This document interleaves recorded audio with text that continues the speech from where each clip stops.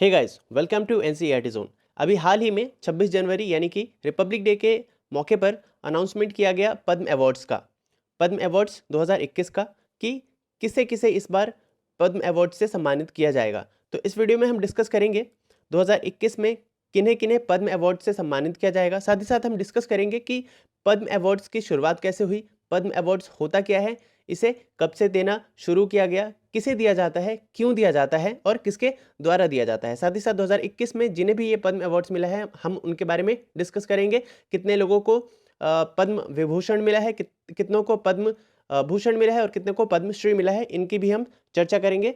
तो बेसिकली हम इस वीडियो में सब कुछ कवर करने वाले हैं पद्म अवार्ड्स के बारे में, शुरू से लेकर के अभी तक का। ठीक है, तो चलिए वीडियो को शुरू करते हैं। शुरू करने से पहले अगर आप इस वीडियो की पीडीएफ फाइल डाउनलोड करना चाहते हैं तो आप हमारे व्हाट्सएप ग्रुप या फिर टेलीग्राम ग्रुप से जुड़ सकते हैं। दोनों का लिंक आपको वीडियो के डिस्क्रिप्शन में मिल जाएगा। तो चलिए शुरू करते हैं पद्म अवार्ड से। ये होता क्या है, तो देखिए पद्म अवार्ड्स जो है ये one of the highest civilian awards है जो कि इंडिया में दिया जाता है किसी भी सिविलियन को। तो देखिए सबसे ऊपर क्या आता है, सबसे ऊपर तो भारत रत्न आता है, लेकिन उसके बाद पद्म अवार्ड्स शुरू हो जाते हैं। तो ये इसे 3 कैटेगरीज में दिया जाता है। वीडियो को बिल्कुल ध्यान से देखिएगा क्योंकि वीडियो के एंड में मैं आपसे एमसीक्यू बेस्ड क्वेश्चंस पूछूंगा जो कि बेस्ड होगा पद्म अवार्ड्स पे। ठीक है, जो भी मैं अभी आपको बताऊंगा उसी पे बेस्ड होंगे लास्ट के कुछ क्वेश्चंस। तो आपका जितने भी बेसिक है और जितने भी डाउट्स हैं रिलेटेड टू पद्म अवार्ड्स, ये सब कुछ क्लियर हो जाएगा इस वीडियो में। तो ध्यान से देखिएगा, एक एक वर्ड्स को ध्यान से सुनिएगा। तो इसे 3 कैटेगरीज में दिया जाता है। वो कैटेगरी क्या है, तो सबसे ऊपर जो आता है पद्म विभूषण आता है जो कि पद्म अवार्ड का हाईएस्ट अवार्ड है। ठीक है, भारत रत्न के बाद सेकंड हाईएस्ट सिविलियन अवार्ड है पद्म विभूषण, जो कि दिया जाता है for exceptional and distinguished services के लिए। ओके, उसके बाद आता है पद्म भूषण जो कि distinguished service of higher order के लिए दिया जाता है। और थर्ड नंबर पे आता है पद्म अवार्ड्स के कैटेगरी में पद्मश्री, जो कि डिस्टिंग्विश्ड सर्विस के लिए दिया जाता है। तो अभी तक हमने क्या देखा कि सबसे ऊपर दिया जाता है पद्म विभूषण, उसके बाद पद्म भूषण और तीसरे नंबर पे पद्मश्री। ठीक है, और ये क्यों दिया जाता है ये भी हमने देख लिया। तो कुछ फील्ड्स यहाँ पे कैटेगराइज किए गए हैं, उन फील्ड में एक्सीलेंसी के लिए ये अवार्ड दिया जाता है सिविलियंस को। ठीक है, पद्म अवार्ड जो है वो किसके द्वारा दिया जाता है, तो राष्ट्रपति के द्वारा दिया जाता है। और किसकी रिकमेंडेशन पे दिया जाता है, तो रिकमेंडेशन कोई भी कर सकता है, जो कि पद्म अवार्ड कमेटी एक बनाई जाती है वो रिकमेंड करती है। ठीक है, जो कि कॉन्स्टिट्यूट किया जाता है प्राइम मिनिस्टर के द्वारा हर एक साल। तो हर एक साल पद्म जो कमेटी है वो कॉन्स्टिट्यूट की जाती है प्राइम मिनिस्टर के द्वारा और जिसके रिकमेंडेशन पे ये अवार्ड्स दिए जाते हैं। और जो ये नॉमिनेशन का प्रोसेस होता है ये सबके लिए ओपन होता है।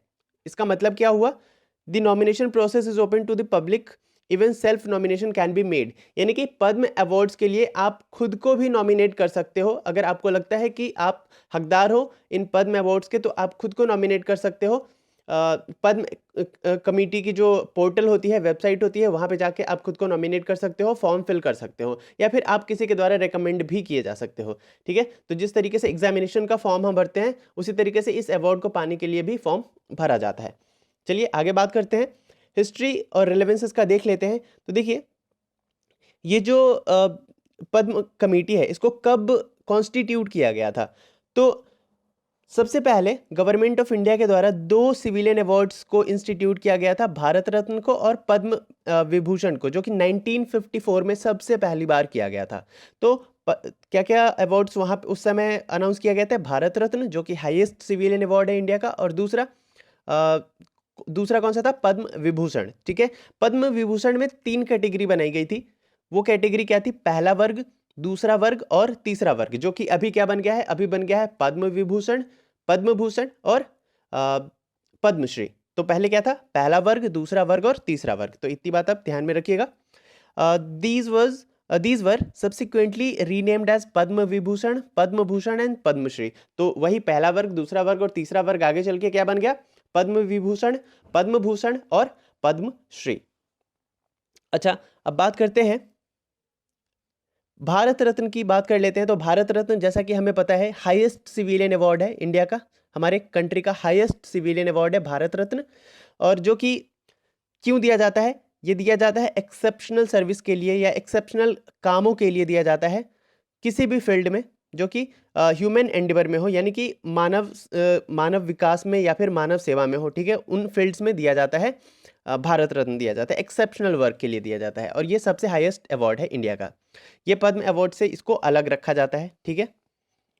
ओके, तो उसके अलावा जो भारत रत्न के बारे में चीज़ें हैं वो क्या क्या है, तो भारत रत्न जो है वो मैक्सिमम नंबर किसी भी ईयर में, मैक्सिमम नंबर जो भारत रत्न का हम दे सकते हैं वो 3 दे सकते हैं, यानी कि किसी एक पर्टिकुलर ईयर में भारत रत्न कितने लोगों को दिया जा सकता है, मैक्सिमम 3 लोगों को एक पर्टिकुलर ईयर में दिया जा सकता है। अभी तक जो भारत की सरकार है, हमारा जो देश है, अभी तक हमारे देश में सिर्फ 45 लोगों को ही अभी तक मिला है भारत रत्न। आज के तारीख तक कितने लोगों को, 45 लोगों को मिला है भारत रत्न। हर एक साल में मैक्सिमम कितना दिया जा सकता है, 3 दिया जा सकता है। 3 से ज़्यादा भारत रत्न किसी भी साल में नहीं दिया जा सकता है। बात करते हैं पद्म अवार्ड्स की अब भारत रत्न के बाद। तो पद्म अवार्ड्स की अगर बात करें तो देखिए, जैसा कि मैंने बताया 1954 में इसको इंस्टीट्यूट किया गया था, और ये हर एक साल अनाउंस किया जाता है on the occasion of Republic day, ठीक है। हर एक साल गणतंत्र दिवस के मौके पे पद्म अवार्ड्स का अनाउंसमेंट किया जाता है, एक्सेप्ट कुछ साल हैं जिस साल ये अनाउंसमेंट नहीं की गई थी, कुछ इंटरप्शंस के वजह से, जो कि कंट्री में उस समय हालात ऐसे नहीं थे कि पद्म अवार्ड्स दिया जा सके, इसलिए उस साल स्थगित कर दिया गया था इस अवार्ड को। तो वो कौन कौन सा ईयर था, तो वो था 1978 में, 1979 में, 1993 में और 1997 में, यानी कि 1978 में, 1979 में, 1993 में और 1997 में इस अवार्ड की अनाउंसमेंट नहीं की गई थी। उसके अलावा इन 4 साल को छोड़ दे तो 1954 से लेकर के अभी तक हर एक साल गणतंत्र दिवस के मौके पे, यानी कि रिपब्लिक डे के दिन, इन अवार्ड्स की घोषणा की जाती है। और इस अवार्ड को 3 कैटेगरीज में दिया जाता है, 3 कैटेगरीज में। जो पहले क्या था, पहला वर्ग, दूसरा वर्ग, तीसरा वर्ग, और अब क्या हो गया है, अब हो गया है पद्म विभूषण, पद्म भूषण और पद्म श्री। तो पद्म विभूषण सबसे हाईएस्ट होता है पद्म अवार्ड्स की अगर बात की जाए तो, पहले नंबर पे आता है। और ये क्यों दिया जाता है, ये दिया जाता है एक्सेप्शनल एंड डिस्टिंग्विश्ड सर्विसेज के लिए। पद्म भूषण दिया जाता है distinguished service of higher order के लिए दिया जाता है। उसके बाद अगर थर्ड नंबर पे बात करें तो पद्मश्री आता है, जो कि फॉर डिस्टिंग्विश्ड सर्विस के लिए दिया जाता है। अब देख लेते हैं ये किसको किसको मिल सकता है। तो कोई भी पर्सन हो सकता है जिसको ये अवार्ड मिल सकता है, चाहे वो किसी भी रेस का हो, किसी भी ऑक्यूपेशन का हो, किसी भी पोजीशन का हो, किसी भी सेक्स का हो, किसी भी उसकी कुछ भी एलिजिबिलिटी हो, उनको ये अवार्ड मिल सकता है विदाउट एनी डिस्क्रिमिनेशन, ठीक है। इन अवार्ड्स के लिए क्या किया जाता है, अभी कुछ एक्सेप्शन है इन अवार्ड्स के कि ये अवार्ड किनको किनको नहीं मिल सकता है। तो ये अवार्ड किनको किनको नहीं मिल सकता है, तो देखिए, ऐसे लोग जो कि गवर्नमेंट सर्वेंट है, including those working with PSU, जो कि पब्लिक सेक्टर यूनिट में काम कर रहे हैं, चाहे वो एडमिनिस्ट्रेशन में काम कर रहे हो, चाहे हमारे कोई आईएएस हो, पीसीएस हो, कोई भी हो जो कि गवर्नमेंट के अंडर में काम कर रहे हैं, उनको ये अवार्ड तब तक नहीं मिलता है जब तक वो अपने सर्विस में होते हैं, यानी कि सर्विस पीरियड में होते हैं। हाँ, जब वो रिटायर हो जाए उसके बाद उनको ये अवार्ड मिल सकता है, लेकिन इसका भी एक कुछ एक्सेप्शन है, जैसे डॉक्टर्स हो गए और साइंटिस्ट हो गए। तो डॉक्टर और साइंटिस्ट अपने सर्विस पीरियड में भी इन अवार्ड्स को ले सकते हैं, ठीक है। तो याद रखिएगा, जितने भी गवर्नमेंट के एम्प्लॉयज़ हैं, गवर्नमेंट एम्प्लॉयज़, उनको ये अवार्ड उनके सर्विस पीरियड में नहीं मिलता है, एक्सेप्ट डॉक्टर्स एंड साइंटिस्ट। तो डॉक्टर एंड साइंटिस्ट को सर्विस पीरियड में भी इस अवार्ड को दिया जा सकता है। ओके, उसके बाद अगर हम बात करें कि ये कैसे मिलता है, किस फील्ड में मिलता है, तो जैसा हमें पता है कि एक्सीलेंसी के लिए मिलता है किसी भी फील्ड में। तो कुछ फील्ड यहाँ पे डिसाइड किया गया है, तो वो फील्ड क्या क्या है वो देख लेते हैं। तो देखिए, आर्ट के फील्ड में इसे दिया जाता है, जैसे म्यूज़िक हो गया, पेंटिंग हो गया, स्कल्पचर हो गया, फोटोग्राफी हो गया, सिनेमा हो गया, थिएटर हो गया। उसके अलावा सोशल वर्क, जैसे social service, charitable service, contribution in community projects etcetera. उसके अलावा पब्लिक अफेयर्स, जैसे लॉ हो गया, पब्लिक लाइफ हो गया, पॉलिटिक्स हो गया। तो इस फील्ड में भी एक्सीलेंसी के लिए इस अवार्ड को दिया जाता है। साथ ही साथ साइंस एंड इंजीनियरिंग में दिया जाता है, इंक्लूड्स स्पेस इंजीनियरिंग हो गया, न्यूक्लियर साइंस हो गया, information technology, research and development in science and it's allied subjects. इसके अलावा ट्रेड एंड इंडस्ट्री में भी मिलता है, जैसे बैंकिंग के सेक्टर में, इकोनॉमिक एक्टिविटीज़ में, मैनेजमेंट में, प्रमोशन एंड टूरिज्म में, बिजनेस में। इसके अलावा मेडिसिन में दिया जाता है।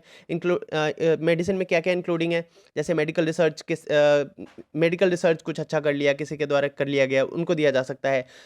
उसके अलावा आयुर्वेदा में स्पेशलाइजेशन के लिए, होम्योपैथी, सिद्धा, एलोपैथी, नेचुरोपैथी, तो किसी भी मेडिसिन के सेक्टर में इस अवार्ड को दिया जा सकता है एक्सीलेंसी के लिए। साथ ही साथ लिटरेचर एंड एजुकेशन में भी दिया जाता है, जैसे जर्नलिज्म हो गया, टीचिंग हो गया, बुक कंपोजिंग हो गया, लिटरेचर हो गया, poetry, promotion of education, promotion of literacy etcetera.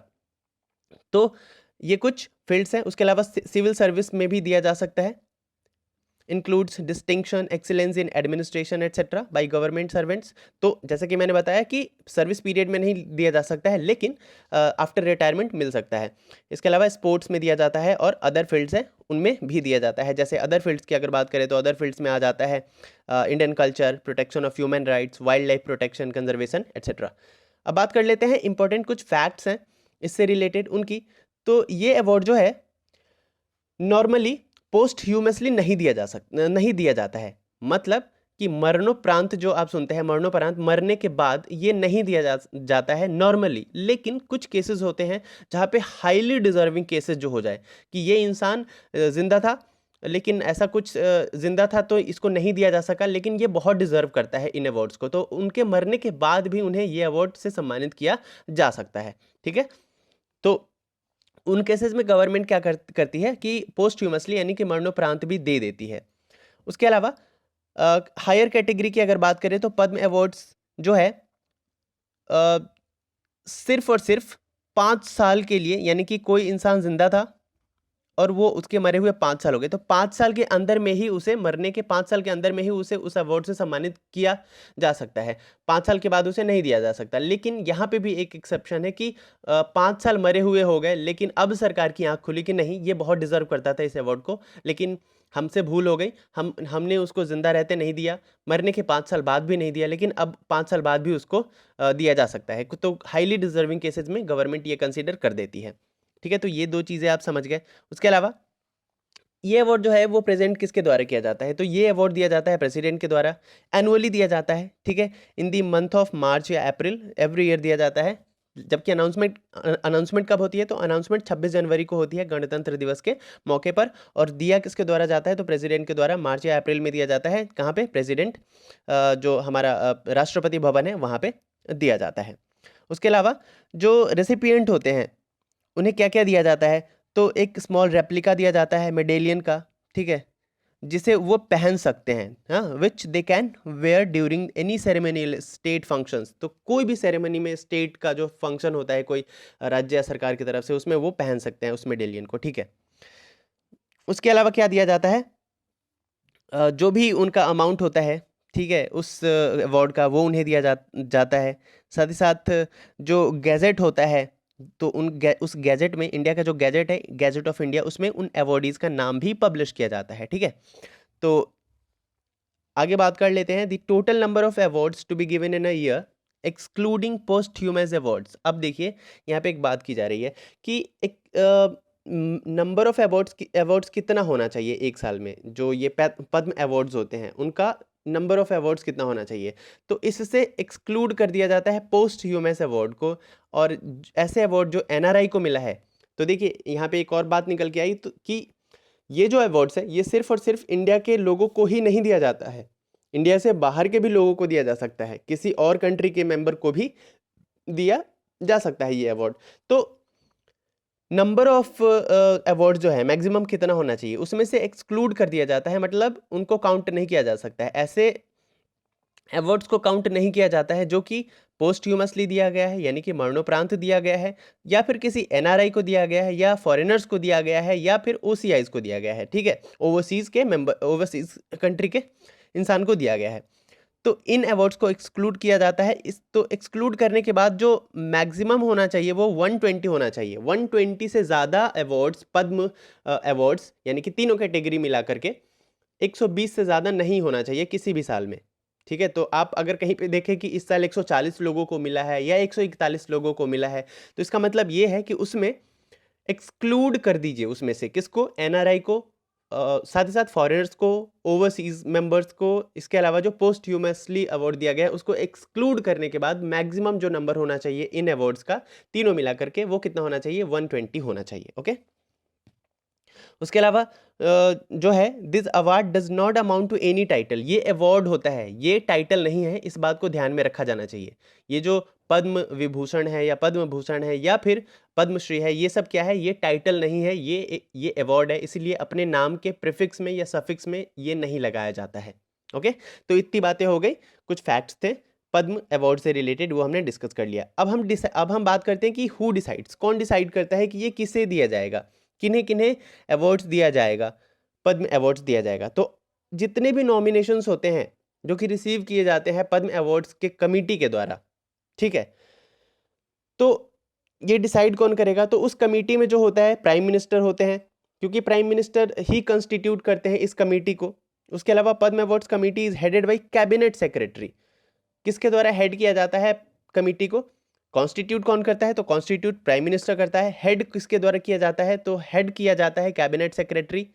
और इसमें इंक्लूड कौन कौन होता है, तो इंक्लूड होता है home secretary, secretary to the president, ठीक है, होम सेक्रेटरी होता है, सेक्रेटरी टू द प्रेसिडेंट होता है।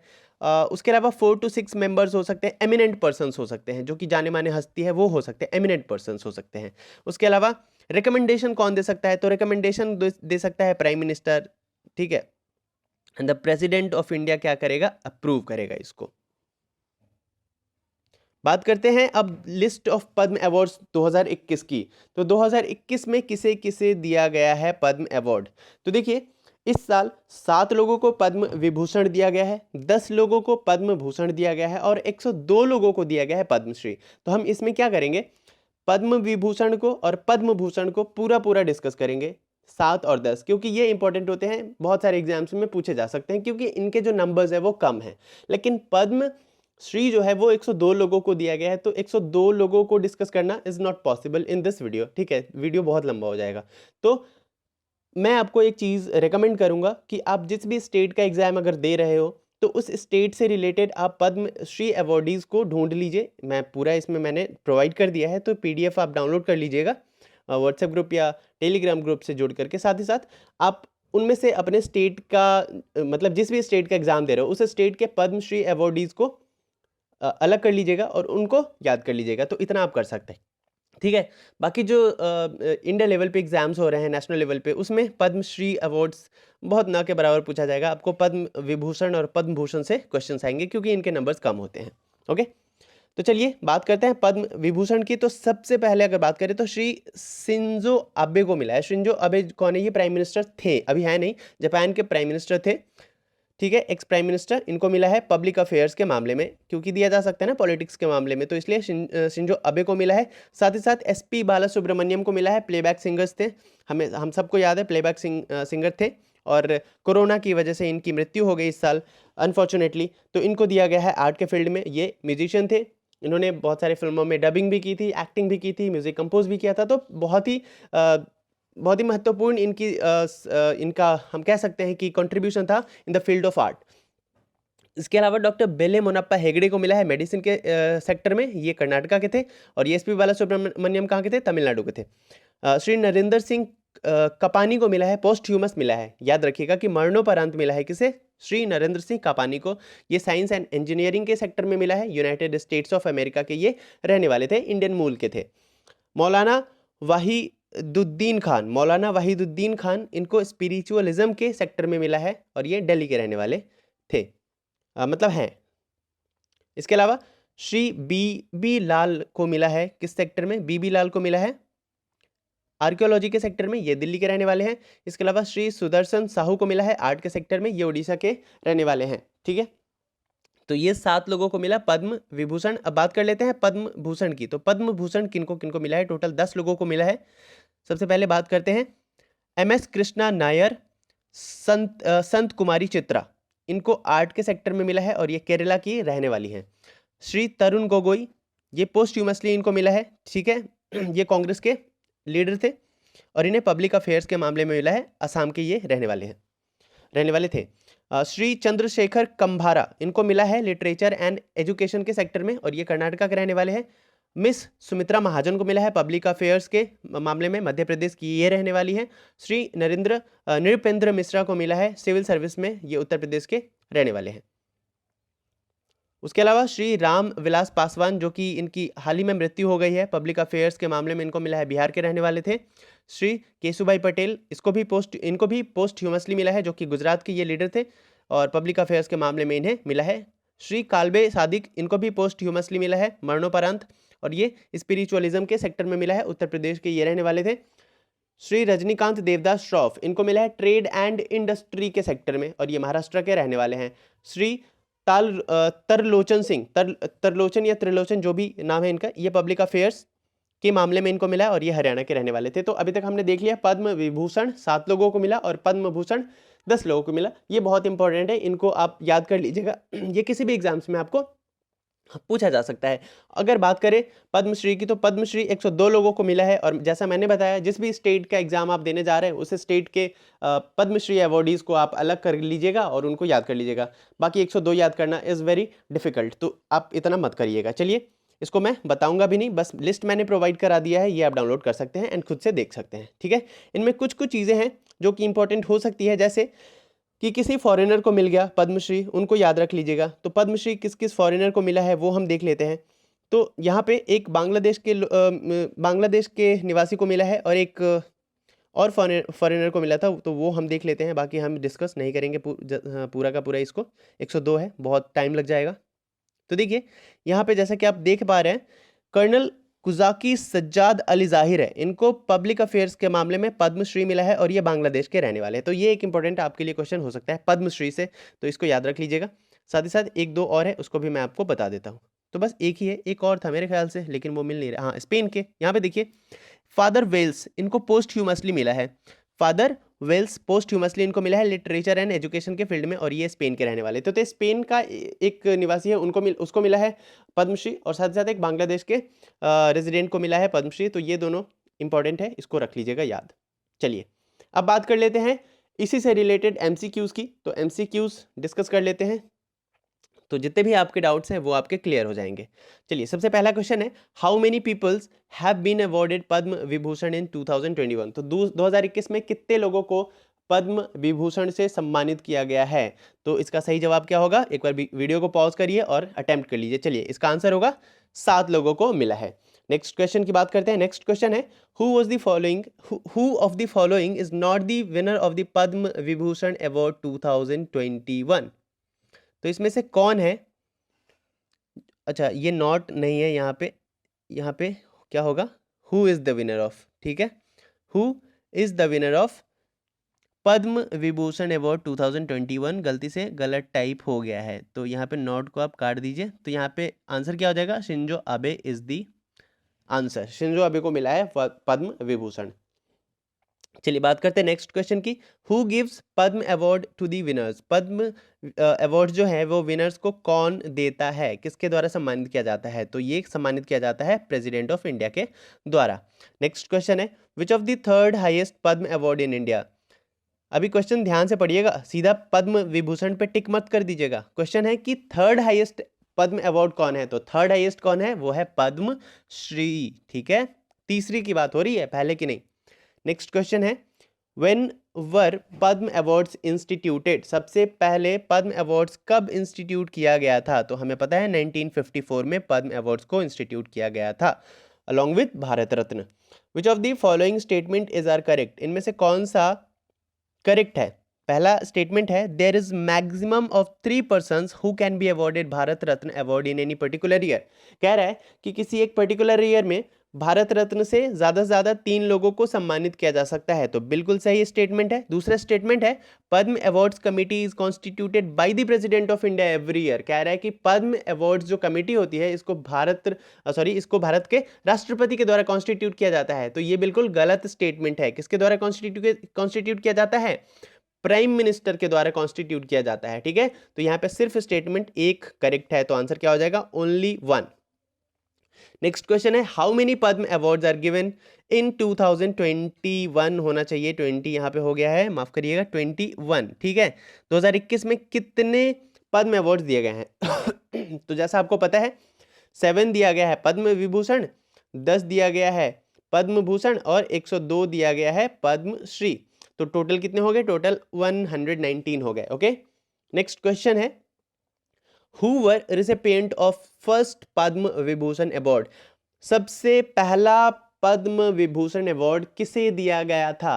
तो हमें पता है 1954 में इंस्टीट्यूट किया गया था पद्म अवार्ड्स को, तो सबसे पहले किसको मिला था ये आपको बताना है। आपके पास ऑप्शन है सत्येंद्र नाथ बोस, नंदलाल बोस, जाकिर हुसैन, बाला साहेब गंगाधर खेर, वीके कृष्ण मेनन, जिग्मी डोरजी वांगचुक। तो आपको क्या इसका आंसर क्या होगा? ये सबको मिला था। कितने लोगों को? 1 2 3 4 5 6, 6 लोगों को मिला था 1954 में पद्म विभूषण अवार्ड्स। तो all of the above is the answer. Okay, याद रख लीजिएगा, वेरी वेरी इंपॉर्टेंट।